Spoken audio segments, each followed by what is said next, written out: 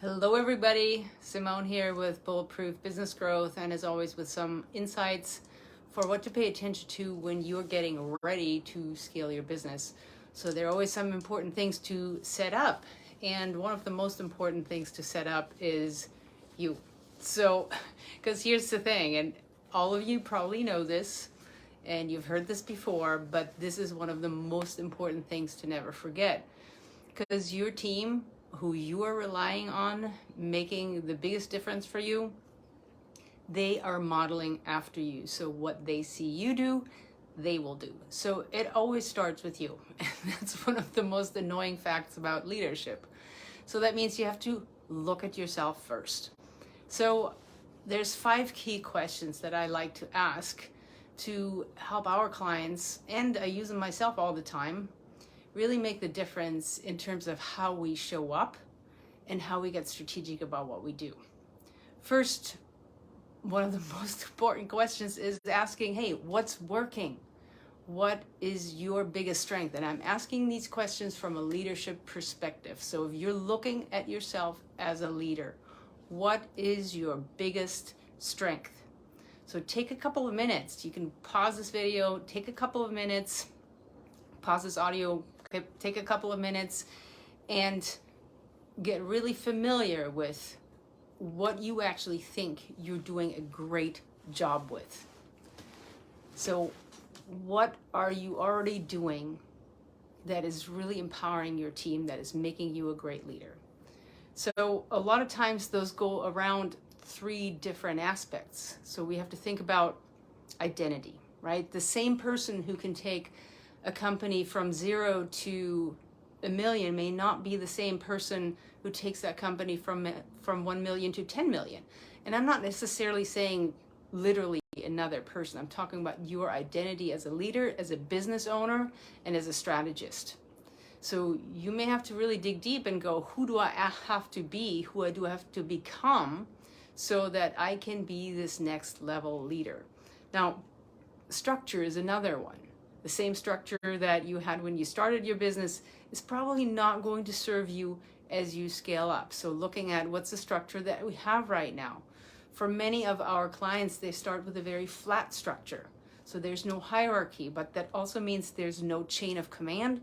There's no clarity of roles, of lanes. There's no clarity of responsibilities and accountability, of ownership. All that goes with structure. And I know a lot of people don't like the idea of hierarchy, but if you don't have some sort of hierarchy or a very clear definition of who's doing what, how will you make sure that the right things get done? Okay, so think about structure. The other thing is relationships. So how do you have to show up, and how do you have to go out in the world and build those relationships that will open doors for you? Because a lot of us, we like to hide behind our computers or just kind of hang out with people that we know, but going out in the world might be something we've kind of forgotten how to do in the last few years.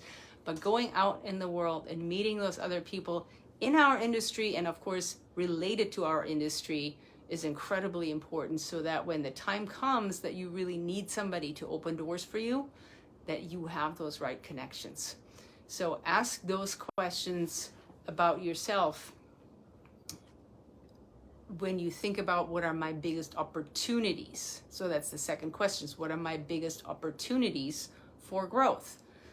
How do I need to grow in my identity? How do I need to change the structure? And what do I need to do so I can make sure that I'm building the right relationships that will serve me, and I will serve them, of course. It's always a give and take situation, so that when I need some help, when I need some connections, those are the right people for me. So first question, where are my biggest strengths? Second question, where are my biggest opportunities for growth? And then with that question, you'll come up with, when you're thinking about biggest opportunities for growth, that begs to ask the question, what can I improve? So likely you will be running into some of your, quote unquote, weaknesses. Now, weaknesses we don't really pay too much attention to. It's definitely not something we want to focus on. We always get a whole lot more bang for the buck when we focus on building strengths. However, there are those that we call fatal flaws. And fatal flaws are those weaknesses that will keep getting in your way of growth and expansion, because they're generally something that you already know that you need to change, and there's a reason for why you don't, and that's a deep reason, and that's why you don't change it over and over again, and it keeps making a barrier for you. So we have to get really clear on that one. What are our fatal flaws, or what is your fatal flaw that you must fix so that you can move to that next level? So that's question 3. And then the fourth one goes very closely with that, is what are the stories? What do you believe right now that is in your way of making that change? Because all of us have all these stories, all these limiting beliefs in our minds about what we do and what we don't do and why we don't do them, and that belief is running the show.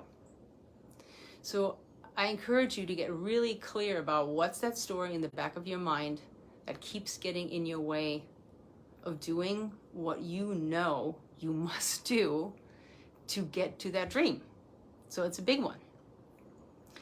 So just observe what those stories are. Maybe you want to kind of write them down and get kind of a log of, like, do you have 1 story? Do you have 2? Do you have 5? How many do you actually have?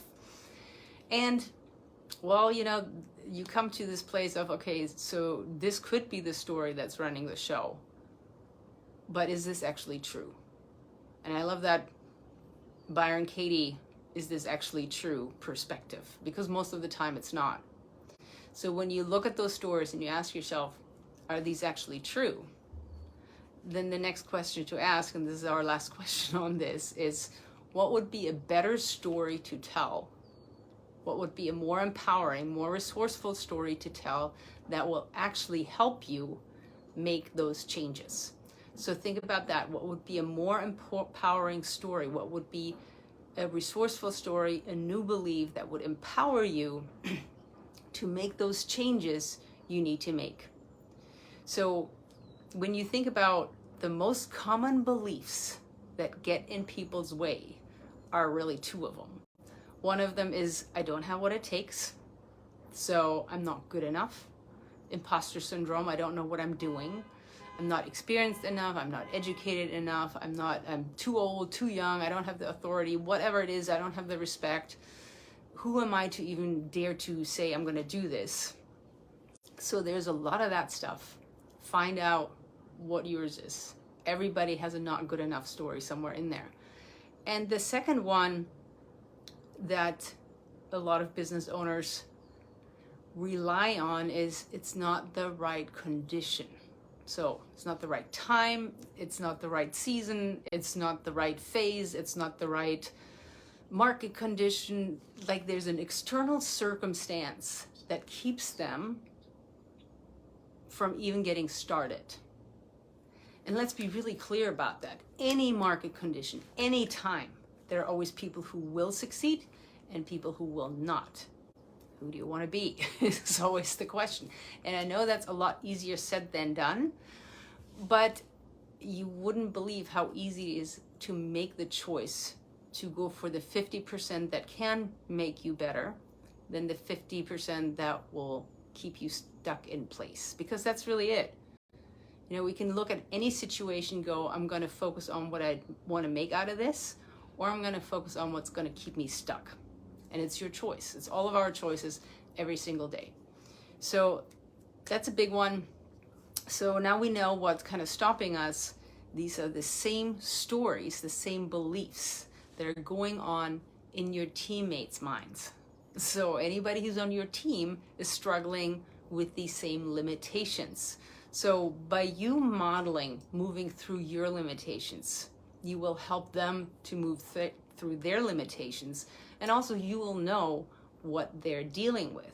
Because what we want to notice here, what we want to change is, there's a pattern to all these beliefs. You want to notice the pattern. And when we're choosing to believe the good 50%, this is not positive thinking. Either of these could be equally true, but when we rewrite this, we make better choices, and that's all we care about.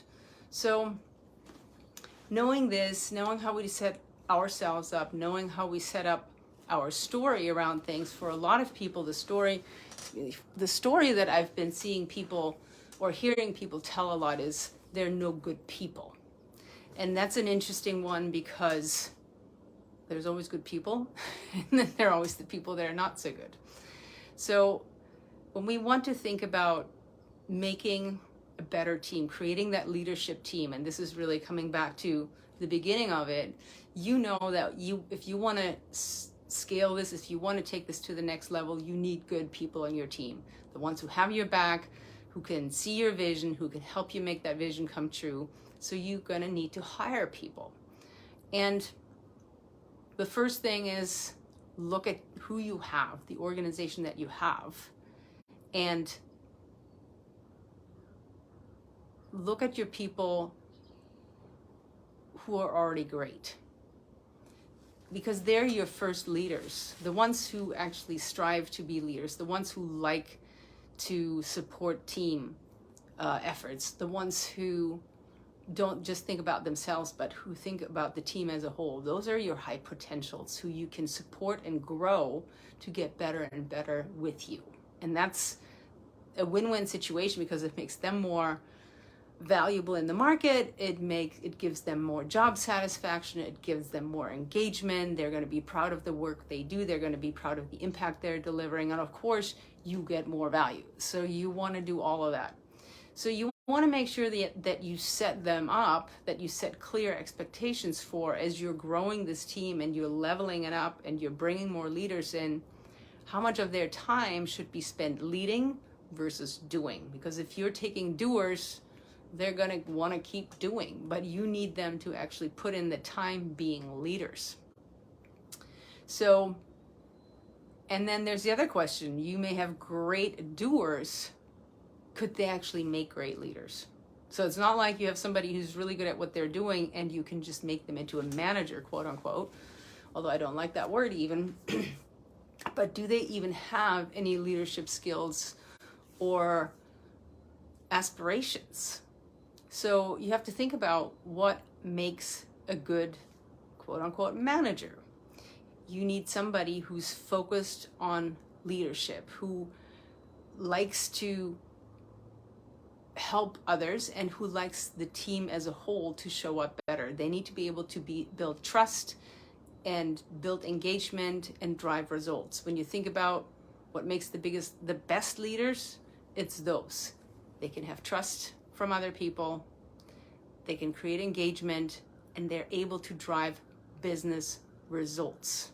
It's pretty crazy. There's a really interesting Gallup poll that was observing, what percentage of hires are the right leadership hires. Well, 80%, 82% are the wrong choice. So when you think about that, there's more churn than ever, more turnover than ever.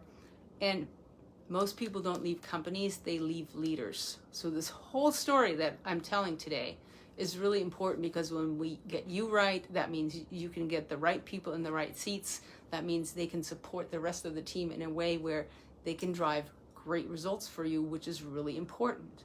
So getting those mid-level leaders in place who are great at building trust, building engagement, and driving results is your biggest ticket to freedom, because that also means you can focus on actually the important stuff, which is growing, scaling, making opportunities happening, all that good stuff. That's really you should be sitting in your CEO seat firmly, not just kind of and sometimes. So you might wonder, what really makes good leaders? And Google had this project going for 10, 15 years. It was called the Oxygen Project. And they did a great job kind of crystallizing the 8 most important leadership skills. The first one was, a good leader has to be a really good coach. So this is not about teaching, this is not about telling people what to do, this is about coaching people to be their best. So they have to be a really good coach. the second thing is they have to be able to empower the team and not micromanage. So again, that goes along with coaching, where you really look at how do you bring out the best in people, but you're not hovering over them, breathing down their necks and controlling every step of what they do. So good coaches empower team members, and they have to express interest in the team members' success and in their personal well-being, so that they can help people grow. Because again, people don't leave companies, they leave leaders. And a lot of people leave because they feel like there's no way forward for them. There's no place to go. They can't grow. So you need leaders in your leadership seats who are really interested in helping the rest of the team. They're not about themselves, they're about the team. And fourth one is they have to be very productive, very results oriented. So you want to have somebody who's always connected to the business results, who's connected to the vision, who understands what the KPIs, the deliverables are, and they can enable and empower people to drive those results. Because if we don't, well, things aren't going to go well. Now, fifth thing is they have to be good communicators. They have to be able to listen. It's not just about talking. Actually, it's mostly about listening, asking the right questions. When you ask better questions, you get better answers. So getting somebody who's really good at asking the right questions, you've won half the battle. The sixth thing is they have to be interested to help your team members with their career development. What we teach our clients is that a good fourth of the time that they spend with their directs has to be about, how can I help you get better? How can I help you develop? How can I help you grow, get new skills, go to a higher level, get more engaged? So it's about listening and then saying the right stuff that they can actually hear, so that they can help those people get to a new level. And then, of course, and you know what, all of these, they're not in any specific priority, because if I could make them all number one, they would all be number one. Because of course, then the next thing is they have to be really good leaders, have to be really clear to, they have to be really good at sharing a very clear vision and the strategy for the team to connect to that vision, so that the entire team can help them actually achieve that vision. And then the last one I want to talk about, and that's important to a certain point, is that leaders have key technical skills to advise.